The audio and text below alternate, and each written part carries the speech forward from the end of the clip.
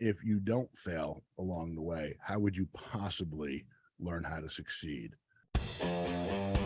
Hello and welcome to Pillars of Wealth Creation, where we talk about creating financial success with a special focus on business and real estate. I'm your host, Todd Dexheimer. Now, let's get to it. Hello and welcome back to Pillars of Wealth Creation. I'm your host, Todd Dexheimer. With me, I'm excited to have Drew Plotkin. Drew, how are you doing today? I'm doing good, Todd. Thanks for having us. Appreciate being here.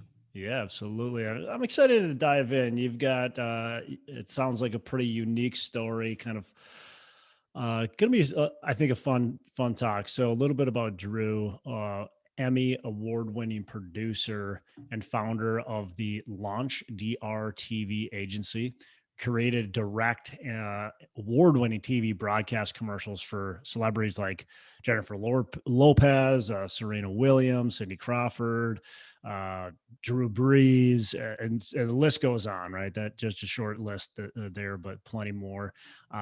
He's also the founder and CDO, the Chief Dude Officer, I love that, of the skincare line Derm Dude that produces products specifically for men, and we'll dive in a little bit to that. They're the primary sponsor for NASCAR driver Spencer Boyd.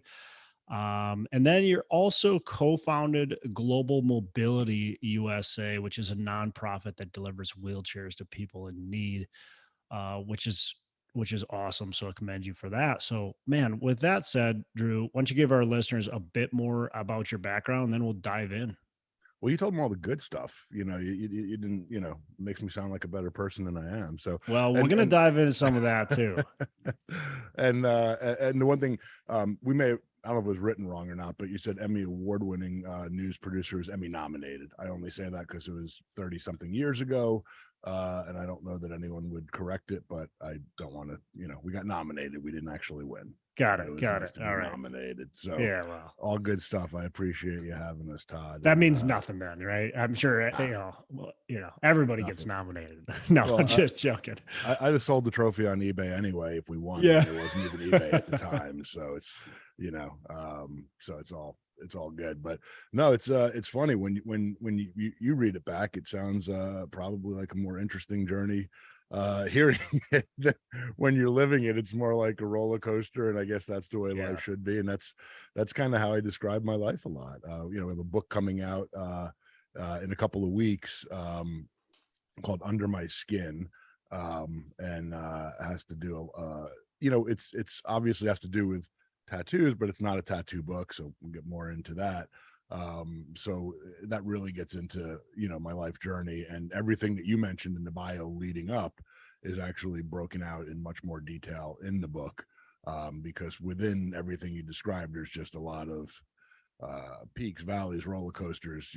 I described it. I was doing another interview with a media outlet yesterday, and I was describing it as a hilarious and painfully truthful, candid, look at, some of the best and darkest times. And, and a lot of the times in those darkest times, it's finding a way to laugh your ass off that helps pull you out of them and get you back from the valleys to the peaks. And from your world, obviously the wealth building usually happens more in the peaks than the valleys.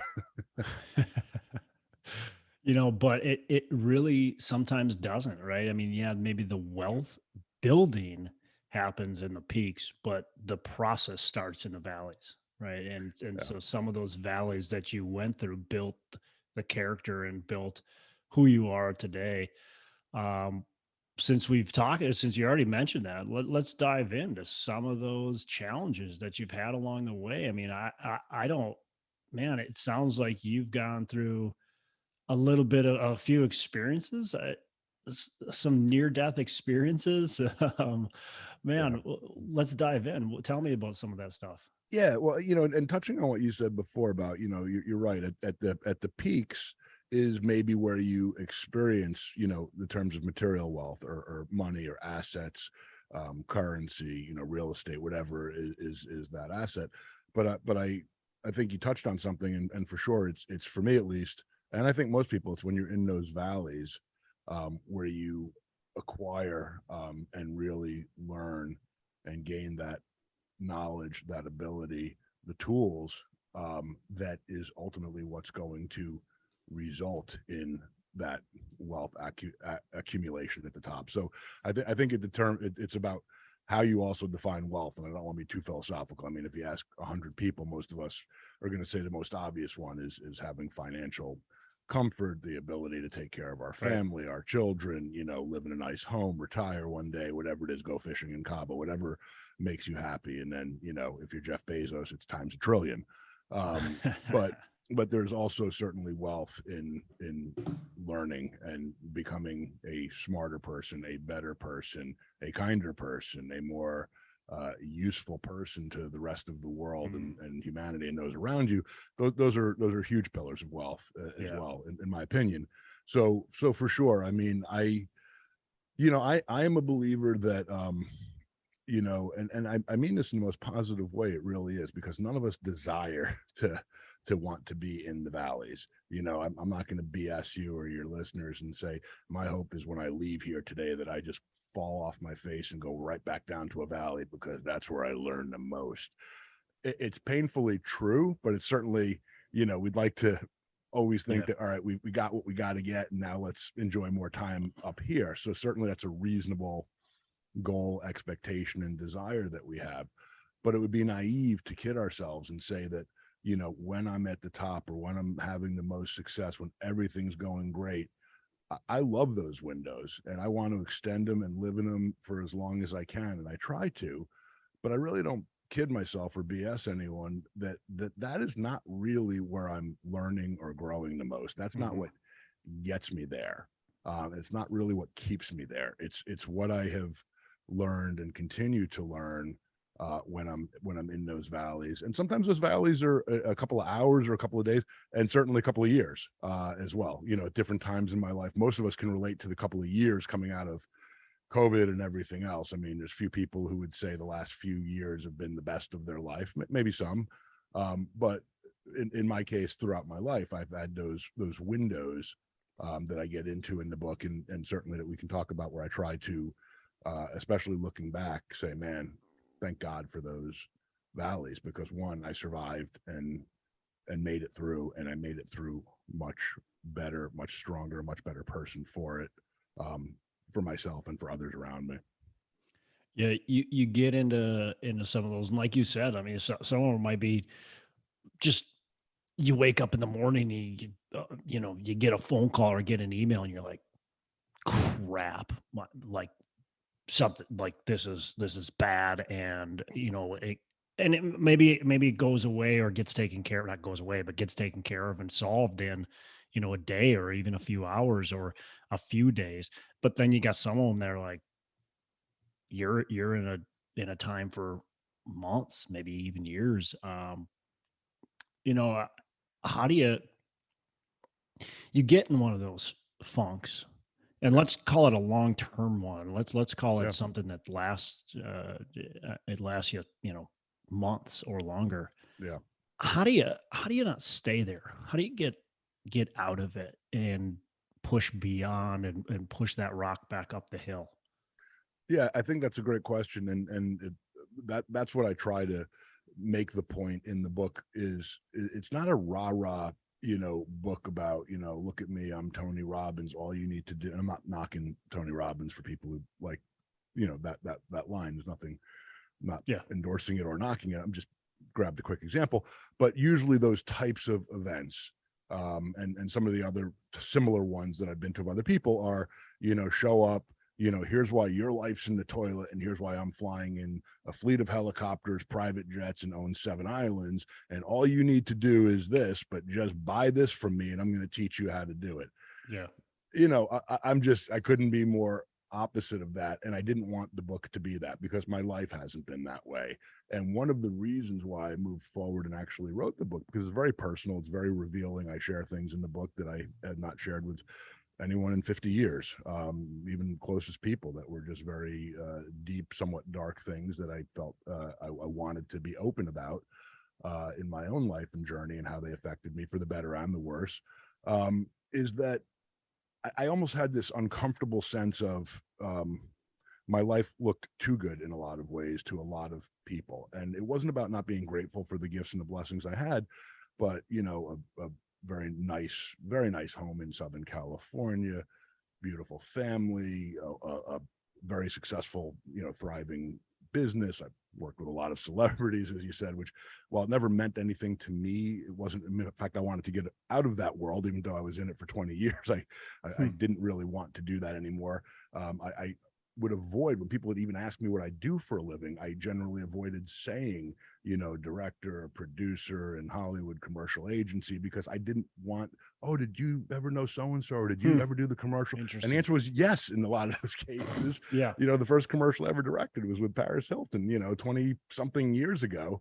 And it brings, and it's the furthest from anything that really ever interests me. Didn't matter to you. Yeah. No, and the campaigns that I was most passionate about and to this day remember the most and have drawn from are not ones that generally had, you know, the big, you know, glamour A-listers, or it might have been something, you know, like you know, you mentioned, like, I think Serena Williams or Drew Brees.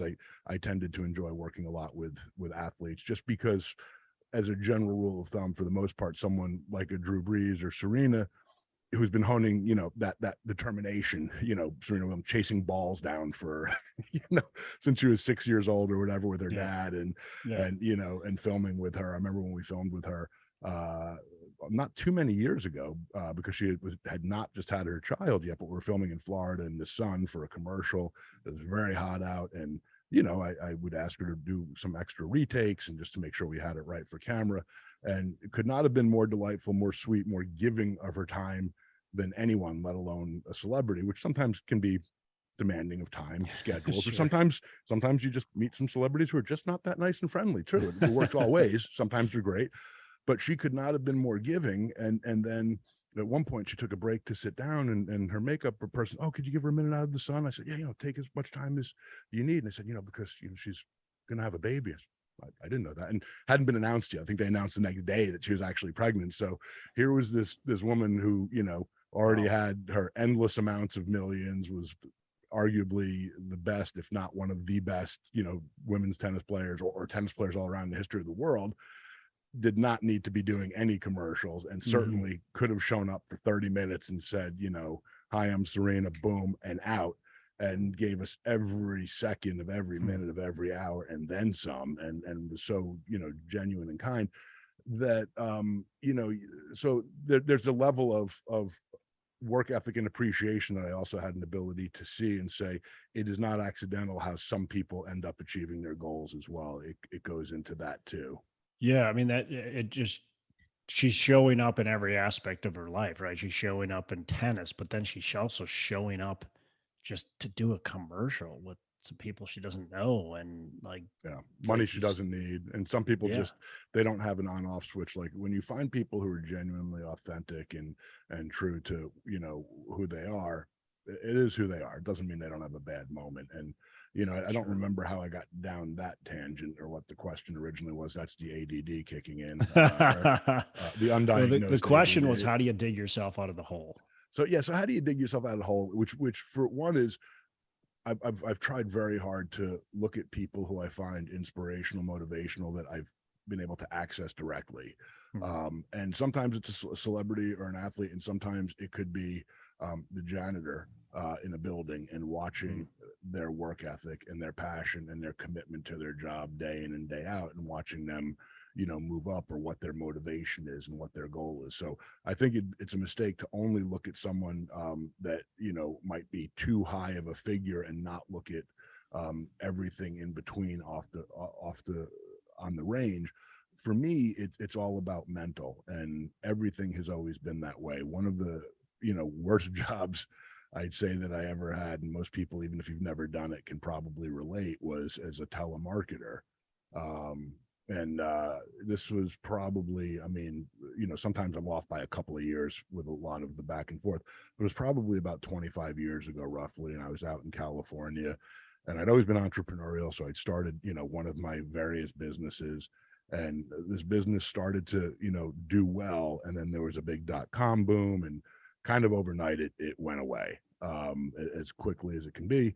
And literally about 2 weeks later, I was a telemarketer. I was sitting there in like a warehouse type environment, 100 different sales reps with headsets on and these big machines that are automatically dialing. And I was selling financial newspapers over the phone, and a couple of weeks earlier, I was, in meetings with, celebrities and CEOs and lots of money on big commercial campaigns. And a few weeks later, I was no different than the guy sitting next to me who'd been driving a cab the week before. And, there were a lot of people that were telemarketing there in this particular room who'd come from, local AA meetings and recovering addicts and all sorts of people from all over. But we were all equally starting over. It didn't matter what you had done a week ago, a year ago, 6 months ago. We were all equally about as bottom level as it gets. And the couple things that I learned from that is, one, it's an incredibly helpful, not fun, but helpful way to really, check your ego or talk humbly, out the window. Right. Beyond. And the other thing is that, how fun is it being hung up on, 100 times a day? And that is what telemarketing is. And, it would be the exception if someone was generally nice, oh, I'm not interested, but thank you. It didn't usually go that way. Usually, why the F for you? You ever call me again, I'm going to rip. And, as the telemarketer, you're doing, what the job is saying. Here's the leads, here's the calls. Oh, this person requested information, whether they did or didn't.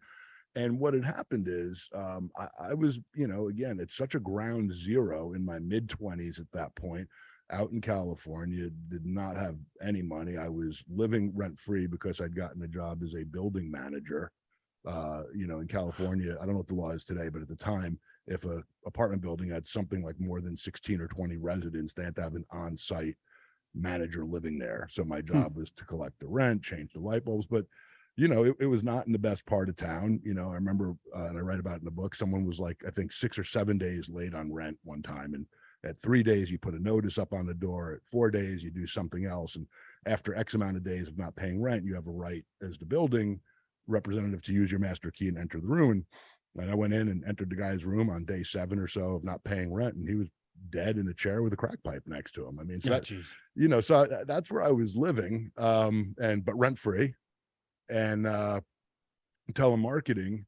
And I ended up probably, within about a month, I was already earning about $2-3 grand a week. And this is back 25 years ago. And this is telemarketing, selling newspapers over the phone. And ultimately I peaked out between about $5,000 and $6,000 a week.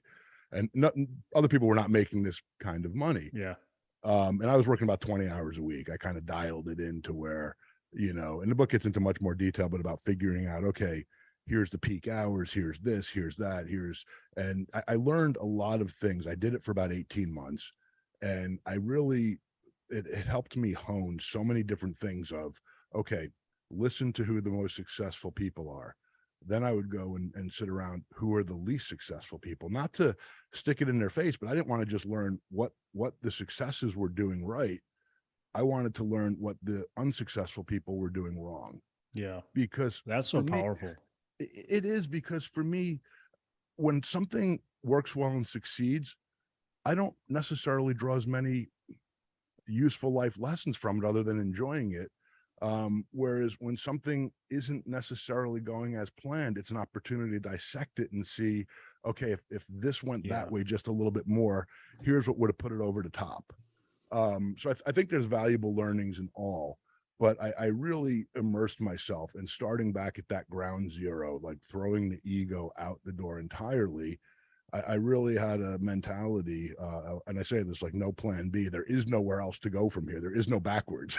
You're kind of at the bottom of the food chain.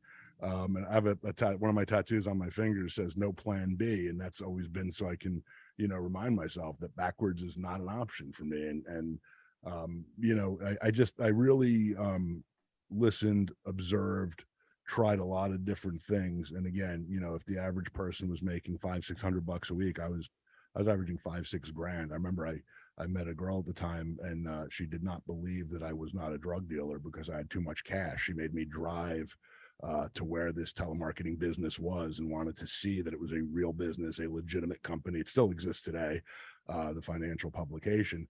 It's like, I've never heard of anyone making that kind of money. I said, well, you know, my back's against the wall. I get pretty obsessive. That's I've never heard of anybody making money like that in telemarketing. So that's interesting to see that you can actually make good money in telemarketing. Good to know for all those who are dreaming about telemarketing. Here's your motivation.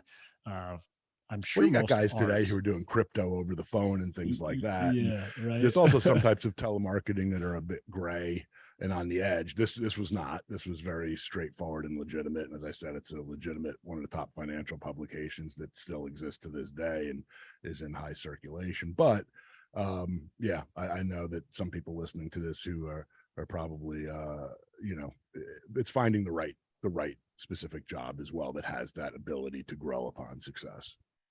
You know, one of the, I mean, you said a lot of good things in there that people can take out, but one of the things I really think is important, and it doesn't matter where you are in your journey. I mean, you can be just starting out, you could get knocked down like you got, and then you're telemarketing, but you're building yourself back up, or you could be at the highest point of your career, but checking your ego at the door. Like it's so easy to get caught up in thinking that you are somehow better than others, or you're somehow like this gift.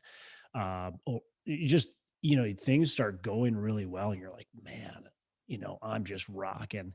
And it's great to give yourself props and to acknowledge where you're going, but you also have to check your ego, and you have to be humble about it. And that's some of the best things, like you said earlier, like you're not hoping that you get down into a valley tomorrow or anything like that. But that is some of the, maybe one of the best lessons when you do get those, is that you're like, man, I'm not as good as what I thought. Like I need to still grind and work hard, and still need to put it in the reps. It Yeah. just, it doesn't come easy. No, and I think there's two words that are very easily confused, and they couldn't be more different. One of them is confidence, and the other's ego, and Yeah. they're night and day different. Big And time.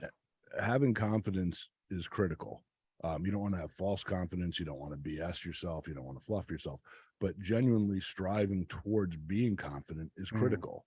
You know, one of the things I mentioned in the book too is another experience in life that was before the telemarketing escapade, where I failed so miserably. It was one of the darkest times in my life. At my chosen career path, I graduated from college with a degree in journalism, broadcast journalism. I was going to be a TV news reporter and all these great things. And I moved, you know, to Reno, Nevada, and it's a story in itself, but I mean, flamed out beyond belief. And I could not have been just more distraught. Like, where do you go from here? You know, especially back then, you would go to school, get a degree, and that's generally what you pursued. You know, without a career in broadcast journalism, there's not a ton that a broadcast journalism piece of paper is going to do for you. Yeah. Especially in my case, what, right? You know, Now what? Yeah. And it took me 6.5 years to get a 4-year degree from Arizona State. So what does that tell you? It's not exactly like that screams cum laude, you know? So it's one of those things that you have to constantly, but one of the reasons I flamed out in that opportunity was my lack of confidence. I had zero confidence at the most important moment. And I reference in the book that nobody ever went up to the plate in the World Series in the 7th game, 9th inning, and you know, I used the word was sharding themselves, so scared or nervous, and then cracked a home run to win the series. It just doesn't work that way. Nobody sinks the winning putt at the Masters when they're, you know, when they lack confidence. Even if you have nerves that are falling apart walking to that final green, I can guarantee you that whoever it is confident when they're hitting that final putt that goes in or sinks that 3-pointer to win the NBA championship. And that's not ego. That's building that confidence and doing it in the right way. Whereas and confidence comes from practice, learning, being humble, as you said, experience, learning from others, doing what you need to do so that when you get to that chance, to the career, the job, the moment, whatever it is, sports or anything else, that you have prepared yourself. You know, success, you know, when preparation meets opportunity. So everybody's going to get their opportunities. Some are more lucky than others. It's a reality. They have more opportunities. I would always say, I don't care if I only get one opportunity. I'm going to be ready when it comes. I'm not going to miss it. And that's what gives you confidence. Ego is just complete BS. it's not being prepared. It's not having the skill. It's not doing anything to move anything in the right direction other than BSing yourself and anyone around you that's dumb enough to listen to whatever garbage you're spewing. And that's ego in my book. Yeah, no, I love it. I mean, you're right. There's this kind of fine line distinction between the two, and some people think that some people skew them or mix them together, right? This confidence and ego, and they're totally different things in reality, and practice are totally different things, and they're going to give you completely different results. That just because that baseball player thinks he's the best player and it pumps his chest, but if he doesn't come to that plate confident, if he's coming to that plate and he says, I'm going to strike out, or I better not strike out, Right. he's not hitting that home run. But when he walks up to the plate and he's confident, he knows he's going to crack that ball. That's where the results happen, right? That big difference, big distinction. So I appreciate you saying that. So Drew, you've had quite a few businesses here, and some definitely successes along the way. And I want to dive into to a couple of these, or just really to Derm Dude. And then I also want to talk about global mobility too, and dive into that a little bit. But before we do, what are maybe like three success, tips, things that you feel like really have helped propel you along the way? Yeah. I was thinking about this when we were bantering before. It goes back to the point of the book that I get lost along the way. I do that often. That's one of the things I accept about myself. It's also understand you have certain challenges and don't beat yourself up, but at least own it. And I can easily, go in circles around myself at times. In my business, they call it speaking Drew. And someone will just be, they'll say, hey, you're speaking Drew. And then I realized that I'd created an own language of just being all over the place, but at least I understood it. Now we have translators here, so it helps. In the book, to answer the question in my circular way, but I'll be direct with it. I didn't want it to be, look what I have, look what I built, look what I made. Yeah. I wanted it to be, A, none of it was easy or natural, and B, here's the stuff you don't see. Here's the stuff that I struggled with before, today, and will in the future, no matter what. That's part of life and the human condition. I didn't want it to be that look at the fleet of helicopters, and not that I have that anyway, but what that typical BS fluff motivational seminar when you see things that just aren't true. I wanted it to be very real, and one of the things that I say in the book, and I try to be self-deprecating, I feel that one, it's how I am. I would rather poke fun at myself than someone else, and I'm kind of easy to poke fun at. I've done some really stupid effing things in my life, and thankfully I'm still here. We all have. But I always say that I have lost and been knocked down more than most. I just keep getting back up. And when you talk about the three things that you're asking about, that would be tips. Above all else is you are going to get knocked down over and over and over again.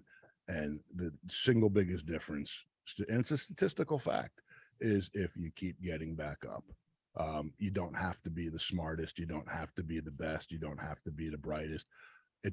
Don't be a scumbag. Try to be an honest, decent, do the work. If you sit there in bed all day, watching reruns of Oprah and eating Doritos and say, I wonder when opportunity is going to come knocking on my door. It generally doesn't knock on those doors. So be real with yourself.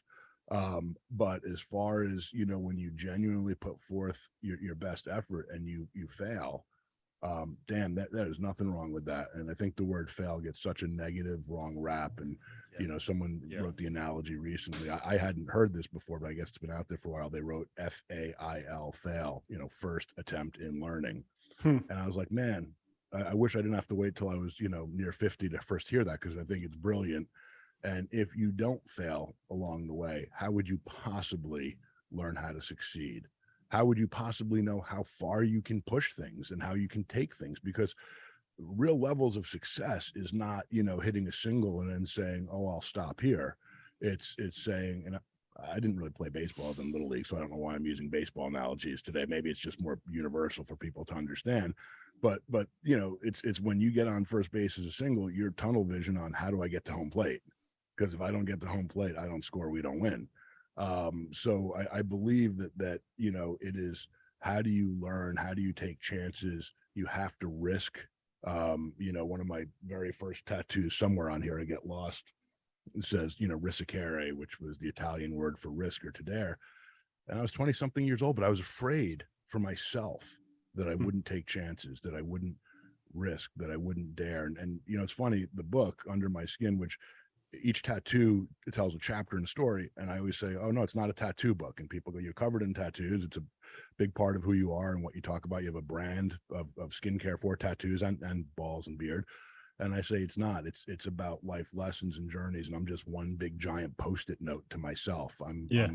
I'm cheap therapy, you know. Instead of 500 an hour speaking to someone, I look down at my hands and, you know, and see, you know, Sanskrit, you know, learn from yesterday, live for today, hope for tomorrow. And it's like, all right, I need that, you know, I need that, you know. I need to be grounded that way. So that is a lot of my own tattoos or my own therapy. And I'm one big giant human canvas of a post-it note, but you have to keep getting up. And the stories of resilience have inspired me so. And I remembered reading recently about, I don't know, I don't remember the guy's name, the full details, but he started one of the most successful online grocery shopping businesses right now. And what I found fascinating, I didn't care about how much money he's making now or the billions and this and that. And what stuck out to me was two lines in this big massive article I just kept going back to, is that he'd been hugely successful at Amazon, was like one of their senior executive vice presidents. And he had previously, after leaving Amazon, tried 14 different startups, and every one of them failed. And he'd even done a startup that was like in the online grocery world, and it failed. And what I went back to myself was saying, where does this person get that resilience after, one, being so, talk about where your ego must have been as a high up in a company like Amazon, making tens of millions. Very few people are probably arguing with you, except from the, you know, Bezos or from the top, you know, in those types of structures, you're a king. You think you're unstoppable, right? You're unstoppable. Yeah. You're gonna, of course you're gonna get out of this job and you're gonna create amazing businesses that everybody's gonna want to. And I've worked with companies like that. I've done commercials for T-Mobile and large public companies. I'm not speaking about any one company in particular, but what happens in these companies with 40, 50,000 people that are worth billions of dollars, you can bump into the newest entry-level person on the street, and in their mind, they invented the iPhone because they work for T-Mobile. You know, so it's like, then all of a sudden, you're not with that big Papa Bear anymore, and you don't have that cachet, and you're not like, you know, with the Super Bowl team. You know, like you're not, all of a sudden you were blocking for Tom Brady on the Patriots and had a handful of Super Bowl rings, or maybe 6. The real Patriots fans will flame me if I get it wrong. Would have 6 rings? But whatever it was with the Patriots, I think it was 5 with the Patriots. And you're on his line, and we're a big part of that success. But all of a sudden you get traded to some other team, and you come in last, or you're just getting drilled and beat up. You probably lose that sense of invincibility pretty quickly. You know, once you're not on the Patriots on that Super Bowl parade anymore. So, you know, for me, it was looking at examples like this my whole life of, you know, it wasn't being fascinated with people's successes that always pulled me in for some reason. It was being fascinated with their failures prior to their successes, and the fact that they kept going. And I think that had a lot to do with me, you know, tattooing No Plan B, you know, risicere, things that I think I know now, I didn't realize at the time, but deep down I was afraid that I wouldn't take that chance, that or chances, or that I would at some point, you know, step back or choose comfort and you know, stability over opportunity for true entrepreneurial, you know, success. I love how you've really hit home just the failure part, and you know, like it's through every successful entrepreneurial journey, there is, I don't know, hundreds probably of failures that came along the way. And that's what created or helped create the resilience behind that, the willing to go, okay, that didn't work. What are we doing next? Like, how are we picking ourselves back up? The resilience there, that's what creates the success. It's it's so powerful. And so learning from other people's failures, reading these books where people actually tell about it. So, and I love that you opened up in your book and talk more about that and the struggles along the way. Cause most people don't show the struggles. They show the success, especially on social media. Like when you Yeah. look at social media, I mean, it's just full of like, and quite frankly, I'm probably guilty, or I am guilty of it. Like most of what I post is not my struggles. It's most of what I post is, hey, we just closed on this property today, or whatever it is, and Yeah. We lost this successful. deal. Man, we're in the toilet this month. This is going to Yeah, be a brutal. we don't post that kind of stuff, so everybody sees these success stories and they go, okay, but that doesn't prepare you for the journey. My favorite quote is from the great philosopher Mike Tyson, where everybody has a plan until they get punched in the mouth. Yeah. That's just so true. Yeah. I agree. And I always quote the great philosopher Yoda, who says, there is no try, there is only do or do not. I love it. If you remember when he said that to Luke, Yeah. when he's like, okay, I'll try. No, there is no try. There is only do or do not. That was a No great, try, that was great. It's a it's great Yoda.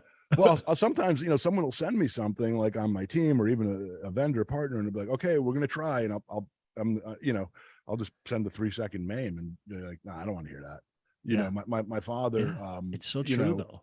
my father never went to college. He couldn't afford it. And he ended up becoming the CEO of a publicly traded company that he founded.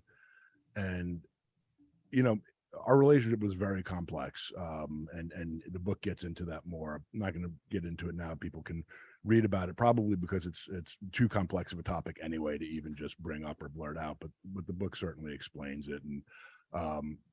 And there were so many things. There's a chapter in the book that I refer to as my father, friend and foe. And he was my greatest friend and advocate and role model, and my biggest foe in many ways, that took a lot of time to process, and always will. Having said that, one of the things that has helped me, and as a kid, it would drive me crazy. I didn't understand it. But I get it now, and it's really helped me, is, he was in the Navy. He was an East Coast Brooklyn guy. So you wouldn't get in trouble in my house for, cursing, dropping an F-bomb. It was, 2 boys, my dad and my mom, it was kind of a hockey players, that wasn't the issue. The word in my house, man, if you use this word, he would light up, and not in a good way, was if. He hated that word, if, because it was an excuse word. It was a loser word. It was just, like, excuse is like one of the worst things in the world. And when we touch back onto your list of 3 things, I'll go back to that about taking responsibility and not blaming others or feeling sorry for yourselves. But I remember one time he asked me how I did at something, and I said, well, I, blah, blah, blah. But if, this had happened, then I would have done. And he just turned and looked at me and he goes, if, he goes, if my grandmother had balls, she'd be my grandfather. What does the word if mean to me? He goes, it's the stupidest effing worst word ever. It's an excuse. He goes, I don't ever want to hear that again. And I didn't quite grasp it at the time. I'm like, dude, someone had a bad day at life. Yeah, right. At the time I was a kid. But he was very consistent in that approach. Some of the things that benefited me tremendously throughout my life that I learned from him was that not making excuses. And as growing up with, a dad who, from as early as I can remember, was never really had a job per se, and that he owned his own business, and through good times and bad. I mean, it wasn't, it's some very, very hard times, especially when he was starting out. And I remember that as a kid, and you can see that and read it on him. You don't understand the full consequences of it. What's dad going through, or are we going to be living here next year? Or right. But then, and fortunately he was, fairly successful in a monetary sense, by most standards. But it was that he always took responsibility. He never walked in the door after a bad day, a bad week, a bad month, a bad report. And where he might have been mad at something or someone for something they did, he would always circle it back with, it's on me. I'm in charge. I should have seen it. I could have caught it. And he didn't live in those things in the past. It was what to do different next time. You know, it wasn't just, I'm going to sit here key and mindless. difference. You can sit there and dwell in all of the mistakes. That's only half of it. You have to peel back the onion. You have to be willing to look deep inside and say, where was the mistake? Then you have to solve it. That's the biggest thing. And he was intuitively very good at that. And I always was so impressed, you know, and I think it's one of the things that taught me early on, not to be opposed to higher education, but you know, you can get as many degrees and MBAs and whatever as you want. You either have that characteristic in you as you grow up, or you don't. You're either a finger pointer and a blamer by nature, or you're not. And when you talk about, you know, 3 tips for people to succeed and mentally pull them out of dark holes, one is keep getting up, keep getting up, keep getting up, because statistically you're going to get your shot, just like the grocery guy who left Amazon and made it work, and countless others. And number 2 on that list is don't feel sorry for yourself. Don't point the finger. Don't blame. The second you start feeling sorry for yourself in anything, the second you start blaming any of your setbacks on someone else, you have lost, because you are no longer trying to fix the mistakes to change what you can do in your control. You have then shifted to something totally out of your control, someone else's behavior, and also something that's 9 out of 10 times not true. Because to my father's point, and to the thing I remind myself of all the time, is if something hasn't gone well in my business, and especially again starting over with Durham Dude and a startup, there are a lot of things we did right and there are a lot of things that we did wrong. And at the end of the day, I had the final say over all of it. Sometimes I didn't exert the final say. Sometimes I didn't say it clearly. Sometimes maybe I did and someone didn't listen and execute it the way that I intended. That's still on me. That's, you know, and I can make changes. I have the power to say, no, we're going to do it this way, or no, I'm going to have this person do it, or no. So that's a very big difference, and it's a gray area, but you got to see the difference between that. You know, and so I think that that's a huge part of it, of the things that make a big difference. And the other one is really, above all else, number 3 on that list that we were kind of dancing around but hitting it right on, is objections. It's a little bit different than failure. And, you know, you kind of lit up when we were talking about telemarketing, and you're saying $5 to $6 grand a week telemarketing. And again, keep in mind, 25 years ago, that was a lot of money. I mean, it's a lot of money today, but I mean, it was, you know, even more then. And so what did I do that made the difference between myself and 100 other people who had the same training, the same materials, everything? The single biggest thing is that I realized out of the gate that 99% of the people I'd be speaking to, trying to sell something to, had some type of an objection.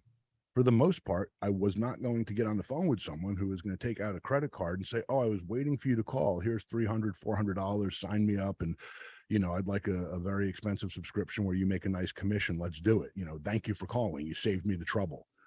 Wasn't going to happen. You know, I think I did that for 18 months, and maybe I had one call like that in 18 months. Most people, that is their mentality. That's what they want. That's what they expect. To them, they're just showing up and doing the job and hitting the buttons and kind of being order processors, order takers, or they'll try a little bit. My mindset was always, there's absolutely an objection. That's why someone's paying us a big commission to sell this. If there was no objection, they wouldn't be paying us this big commission. They wouldn't be having this big, expensive building. And so the main thing that I focused on wasn't, if at first it wasn't even overcoming objections, it was, what is the objection? And I taught myself that first. No matter who I got on the phone with, I immediately would ask questions, simple, disarming, but not yes and no questions, anything that might give me information that would help me figure out, why might this person object to ordering from me today? And it sounds simple, but yet most people don't do that in everyday life, period. Whether you're in real estate. I mean, you know how many real estate guys and gals I've walked around with who they talk. And the reason they do that is they're afraid to come up for air. Why? Because they don't want to give someone the chance to object or to have a reason not to buy or to proceed. So the weaker salesperson or the weaker business person is thinking, if I never shut up, or if I just keep fluffing and throwing stuff at someone, they will never have a chance to say no to me and all will be well. Well, Yeah. it won't. They're not going to follow through. They're not going to complete the deal. They're not going to finish. You're just going to burn your time and spin in circles. There'll be a few people who might, trickle in along the way, and you'll get a few layups or laydowns or whatever you want to call it. But generally speaking, someone with your success in real estate and the things that you've done, what percentage would you say of all of the deals you've ever closed included at least a couple of meaningful objections that you had to overcome? What percentage of all of your successes? Every single one of them, 100%. Right. Yeah, no chance. It's not 100%. So the biggest issue that I found is most people either aren't aware that that's the way the world works, or they're not willing. They don't want objections. They're uncomfortable. So once I cracked the code for myself and then started coming up with pretty basic ways to overcome these objections, they figured out at this telemarketing center, the manager's like, this guy's doing something. First they thought I was cheating, so I'd listen to all my calls and be lying to them, and they were recording it. They couldn't figure it. So then finally they said, okay, you teach everyone else. And they would put a mic on me and they'd have me doing live things. And I would say to them over and over again, it's get to the objection. Everybody has an objection. And I would literally run these training courses with the telemarketers where I would do small groups and I would have people like chant with me, we love objections. We love objections. Because I wanted to destigmatize that to where when you hear an objection in life, whether it's business, personal, instead of that sinking feeling of, I knew it, that is the loser mentality. That it's for me, when I hear an objection, man, my body would perk up. I'd get ready to go because boom, now I just took a huge step forward to closing this, to getting what I needed. I needed to know what you need from me so we can move forward together, whether it's real estate, telemarketing, newspaper, tattoo cream, Happy Sack Nut Love, which is our best-selling ball cream. And I had never been on TikTok. I didn't know it. I didn't understand it. I had said several months ago that, man, if we have to go on TikTok to figure out how to sell this brand, I'm screwed because it's beyond me. My 6-year-old twins were playing with TikTok a few months ago, and literally, and I was going to reprimand. I'm like, why are you guys on TikTok? I've got to talk to your mom, or I got to speak to the nanny. You guys should not be on TikTok, whatever. And then I'm like, wait a minute, how's that work? You put that there, and like, oh, look, Daddy. So I came back into the office here, and we have a wonderful social media person, and I was like, oh, hey, you have green and purple hair and you're less than half my age. You must know this social media stuff. Start working with me, help film this stuff. And we had someone who was throwing stuff up on random videos. Nothing had worked. I'd never even looked at it. We probably a month or so after my twins were explaining TikTok to me, I sat right here. I talked about one of our ball products, ball care, Happy Sack Nut Love, and I showed a demonstration. I literally spoke for 30 seconds, unscripted, telling a friend about it. They rolled the cameras. We put it up. That video now has over 5 million views. Wow. That was, I think, a month or two ago. And since then, it really, it's what we'd already been doing, but what people have responded to with our brand Derm Dude he's just a dude talking to me. He's not BSing me. He's not pitching me. He's not, he's not trying to sell me snake oil. He's being upfront about everything. And that's all it is. I mean, our main marketing promotion for this brand is whether I'm sitting here or whether I have my cell phone and I'm driving in my Jeep, when people write in, does he really drive a Jeep with no doors and smoke a cigar and down the road and stuff? Yeah, he does. I mean, it is, the idea of developing this brand when we did was for me and for guys like me. And my belief was that there's, a shit ton of dudes like me. I mean, there's millions of us, and a lot of guys have tattoos, a lot of guys have beards, and almost every guy has balls, and those are our three main categories. I mean, it's a men's grooming brand, but we sell as much ball product to women as we do to men, because the reality is 99% of all people have a vested interest in great smelling balls, and it's just something where we read the comments. And you get the trolls occasionally and this and that, but my favorite thing is when you read some of the comments on social media and say, I don't know, I believe this dude. He couldn't have been cast. He doesn't always speak with proper verbiage or grammar or whatever. And people joke, they're like, I say that I doesn't sound like a politician. No, and I say that, I really respond to 60, 70% of the social media comments as best I can. I mean, it's becoming more and more just it'd be 24/7. And people joking like, no, I think that really was him because there were typos and or he dropped some F-bombs or something. And and it's that was the joy of starting Derm Dude, and the passion behind it was after 20 years in Hollywood TV and commercials and celebrity skincare. And there's some great brands that I'm very proud to have been involved with, but I wasn't the one making those final calls or decisions. I had a task to do. It was make the skin look great, get women excited about products that can make their wrinkles go away, more volumized hair, and and again, it was great. It taught me a lot, but I had to write and produce and direct for other people's personalities and voices. And starting Derm Dude, as a dude about to turn 50, man, I just wanted the handcuffs off, and I wanted no restrictions. And I always say the best way to get me fired up to do something is to tell me I can't do it.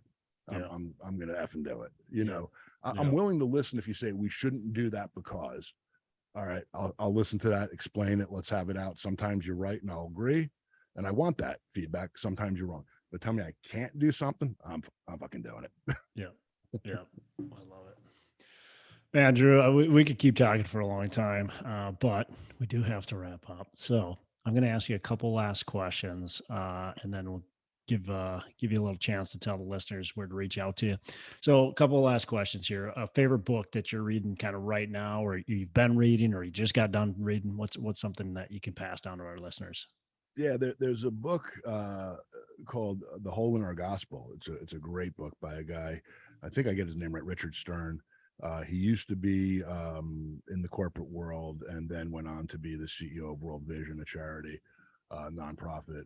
And I'm not endorsing any specific charity. I know some of them have their pluses and minuses. You can do your own research. But this book I found to be extremely genuine and helpful in a lot of ways, and again, grounding me. I think one of my biggest fears deep down, and I talk about this in my own book, is that I will let ego sneak in. I will forget what's really important. And this book does an amazing job. And when he says the hole in the gospel, he's talking about the literal hole in the gospel. And his definition is going back to the Bible. So, but I don't find it to be a very biblical or religious book. I found it to be very common sense. Yeah. And it really helped opens your eyes to some basic things. He points out at one point in the book that during the Great Depression, Americans gave a larger percent of their money, assets to charity and nonprofits during the Great Depression than Americans did before the housing bubble burst back in, whatever the last burst was. I mean, when we had the most wealth in the history of America, we as a whole gave less money individually to those less fortunate than we did during the Great Depression. Wow. And I think those are critical things that that we have to be aware of and remind ourselves of. We have to, use any good fortune that we do come upon for whatever reason we were lucky enough and blessed enough to come upon it, to include others. And I think that book was a tremendous reminder. So I'd encourage people to give that a read. Okay. Awesome, man. Yeah. So true. So true. It's so easy to, I think, there's a lot of reasons for it, but it's just so easy just to not, give monetarily, physically, it's just so easy not to. And you actually have to make a conscientious, you have to be thinking about it. You have to do it. You have to make it a part of your routine, just to do. So last question. What are your 3 pillars of wealth creation? Yeah. Let's see. How do I narrow that down to 3 simple ones? Yeah. One is definitely passion, hands down. I've never had success at anything that I've genuinely been passionate about. You can work yourself to the ground. Yeah. If you're not passionate about what you're doing, you are not going to succeed, at least to the level that you otherwise would if you were passionate. So find and don't stop looking. You know, I was nearly 50, and by most definitions, people would have defined me as, you know, successful on, you know, all outside layers. I did not see myself as successful running an agency that brought in, you know, millions and millions of dollars each year, because I was passionate about some of the things we did, but I wasn't passionate about, you know, running an agency and all that. It just, something was still missing. So with Derm Dude, that is my passion. And, you know, the worst day is still my best day. So that's one of them.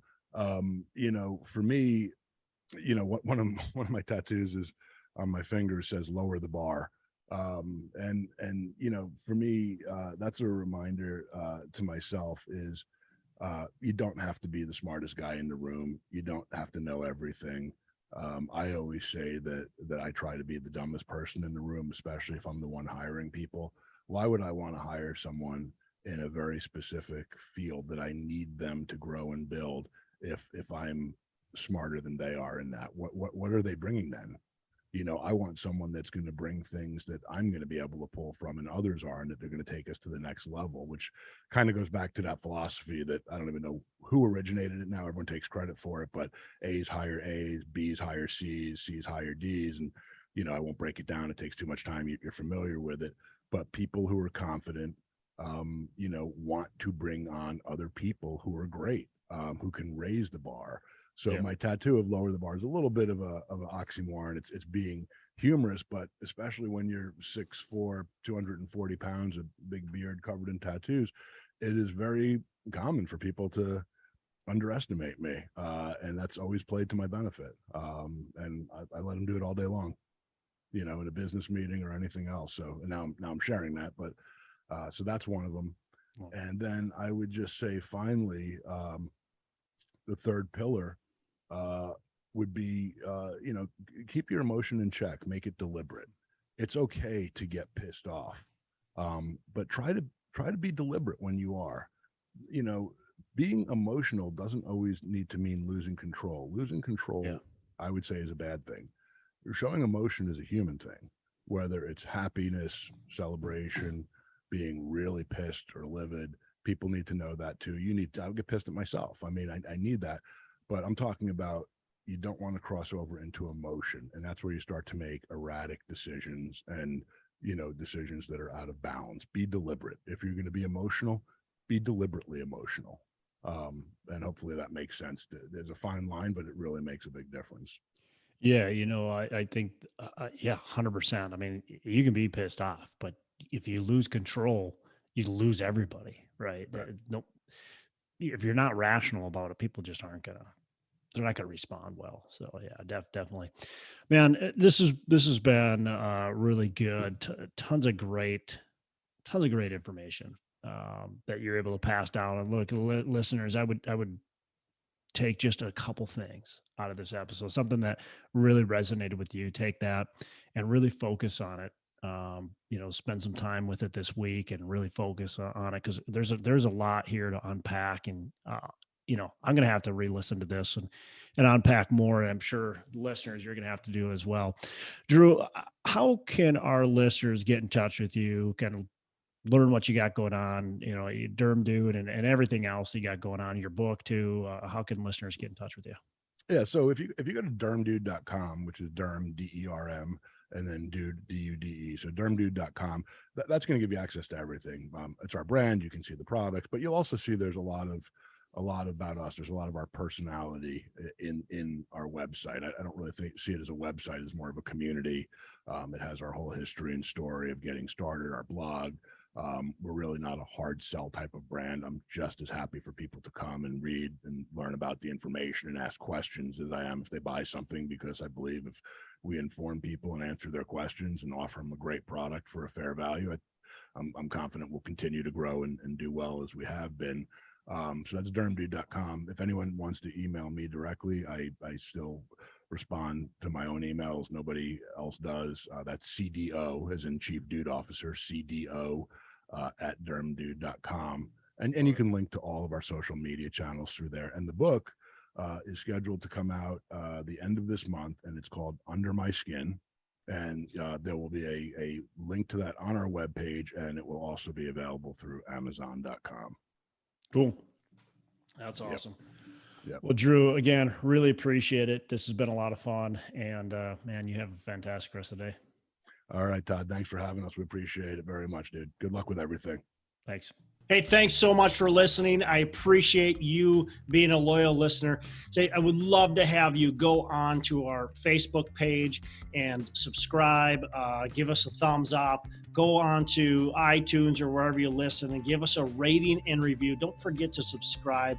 Your rating and review just helps us push this out to more and more people and continue to grow our audience and hopefully positively affect a ton of people out there that really need this and want this. So the other thing I've got for you is a free ebook on my website. So go on to venturedproperties.com, and download our free ebook on real estate and on syndication. And I've got some data points in there, some really good stuff for you. So I'd love to have you take a look at that. It's free. I'm not expecting anything from it. And also, look, if you want some help in multifamily, want some help learning, growing, getting your business off the ground, I would love to talk to you about what it would look like to work with me potentially and see if that's a good fit. So you can go to coachwithdex.com and check that out, and we can definitely have a call. Thanks a lot for listening. You make it a fantastic rest of the day. I'll catch you on the next episode.